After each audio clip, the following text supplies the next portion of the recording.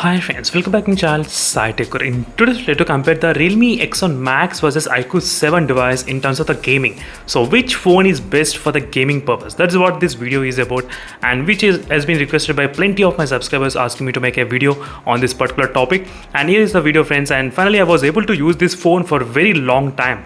It's been more than 100 days and more than 75 days of using this device, and definitely I could have got a clear idea what is going on between both phones in terms of the hardware wise, in terms of the software wise, in terms of the optimization wise. So each and every small detail I'll try to cover in this entire video. So first let's get started with the price range. The price of the Realme X1 Max is very low when compared with the iQOO 7 device. So that's one thing you should definitely understand. So if you use all the bank offers and everything, if there is any kind of sale, you can get the Realme X1 Max for about 24,000, and even the iQOO 7 as well. Sometimes we can actually see the price of this phone dropping close to 28,000 as well. So if you keep those things in mind, definitely slightly higher in terms of the price range. So first let's start about the processor. So Realme X1 Max has got the Dimensity 1200 and the iQOO 7 has got the Snapdragon 870 chipset.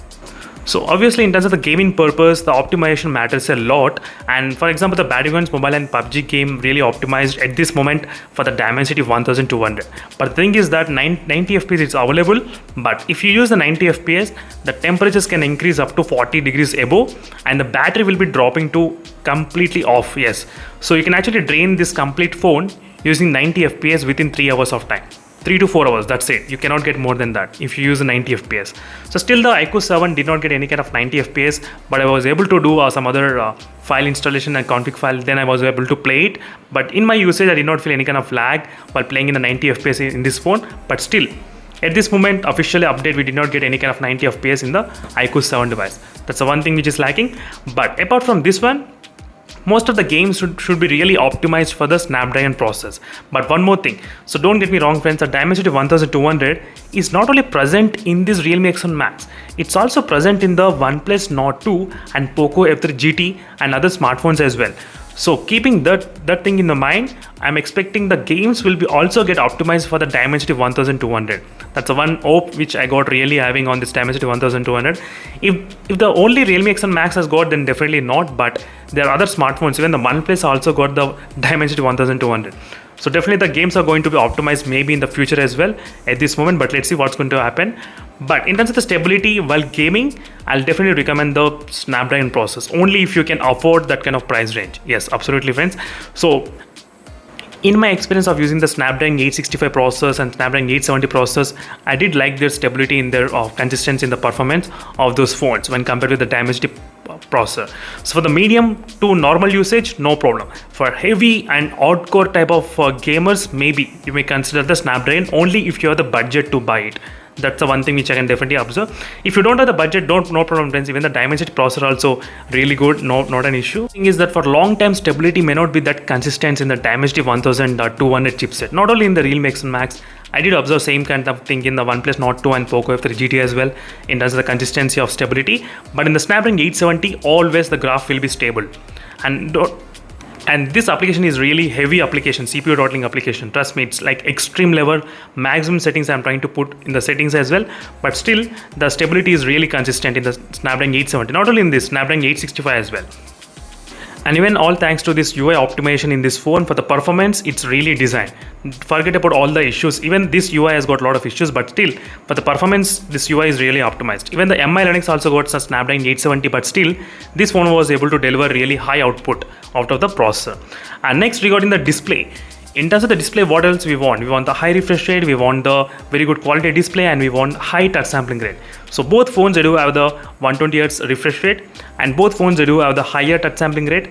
So in the Realme X1 Max, we do have the 360 Hz touch sampling rate, but we are getting only 240 Hz touch sampling rate. That's the one thing.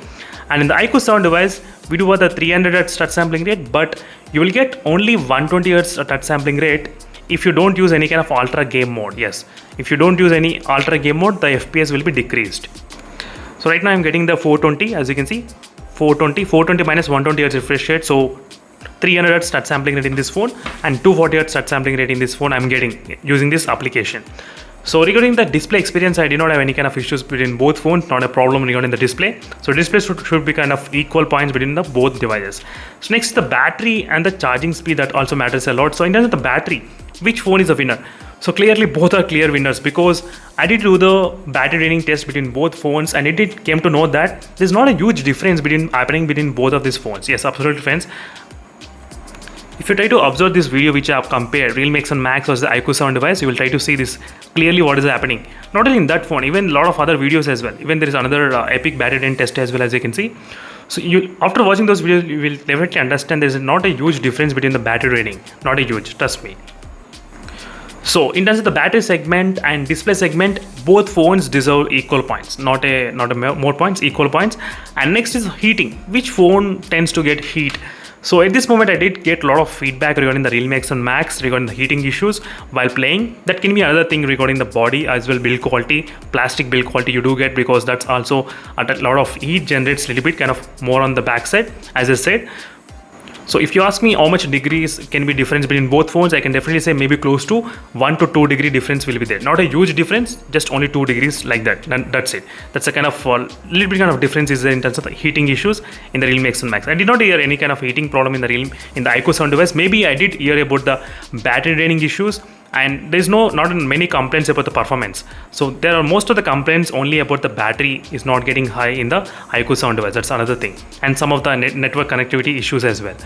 So next, even the build quality, obviously we do want haptic feedbacks really good, and the iQOO 7 gives us really very strongest haptic feedbacks, which I always wanted, which is a 4D haptic feedbacks.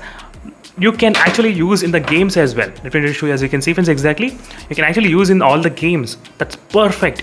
So in the Realme X1 Max, it's completely useless and senseless. I'm really pissed off at this moment at the Realme UI completely. There's an option 4D vibration. There is a very good hardware in this phone. Okay, very good hardware, no doubt at all. If you try to use this sample, you will definitely understand. You can actually feel the haptic feedbacks coming top and bottom, which is very good. But at this point, I'm really frustrated. You cannot use in these games.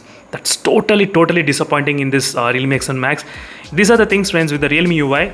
Its hardware is very good, capable, but the software experience is not that good in this phone. For example, Battlegrounds Mobile, we got a 90 FPS, but you cannot play the 90 FPS in this phone unless you use the brightness trick.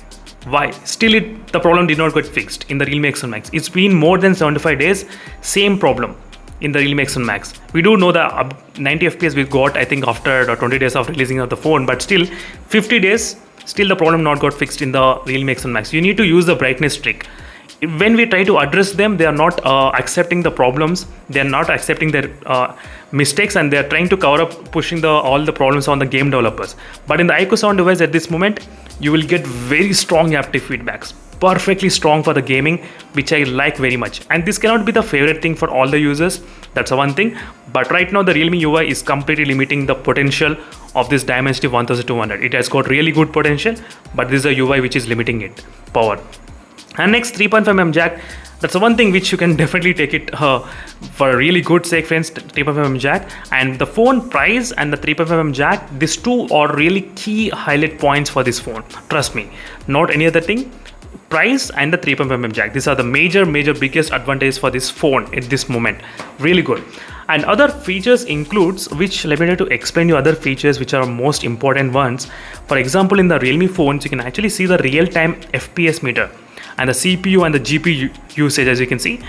At this point, still I'm not sure why the iQOO, they did not even think about adding the FPS meter count on the inbuilt. There should be an FPS meter inbuilt, because MI phones are right now, even OnePlus Nord 2 also got the FPS meter, but still the iQOO phones they did not get. So Phone Touch UI needs a lot of optimization in terms of giving this kind of options. And we do have the voice changer in this phone, but there's no voice changer in the Realme X1 Max device. That's another thing, difference is there. And finally, regarding the screen recording, you can see the clear difference what is happening with the screen recording. You do get multiple options in the Realme X1 Max, but you get the simple and basic option in the iQOO 7 device. So this video is basically not promoting any kind of product. This video is basically letting you know all the information, all the problems, all the advantages and all the disadvantages of each phone, and letting you to decide which phone to buy. That is what my videos are designed for, not making one phone promoting and not making other. So it doesn't work like that. I'll just try to show you all the facts, whatever the realistic problems we are facing, whatever the options the users want. That is what my point of making this video. So that's, friends, thank you for watching this video, and in case if you have any other queries, let me know in the comment section below. So meanwhile, signing off friends, and this is a complete review which I'm just giving you. So processor, the iQOO 7 device will be I'll give the preference, and display, battery, though both phones are completely same, and heating problem slightly Realme X1 Max just a little bit based on the feedbacks from my viewers. That is what I'm trying to give the points. And next, build quality and the haptic feedbacks, absolutely haptic feedback. This iQOO 7 device, fantastic. Trust me, fantastic. If you did not use till now, you won't know. But once you start using this phone, and if you go to the other phone, you'll definitely feel lack of not having the haptic feedbacks. And 3.5mm jack, absolutely the beast in the Realme X1 Max. No other point about the 3.5mm jack. FPS meter advantage, screen recording, lot of features in the Realme X1 Max. So these are the things, comparison friends, between both phones, what the gamers will be looking into.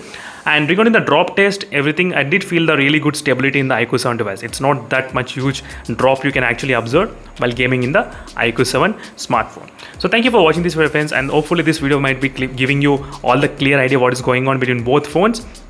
And let me know in the comment section below what are other topics you want me to cover. So definitely I'll try my best to cover those kind of topics as soon as possible in my channel. See you in the next video, friends. Until then, bye.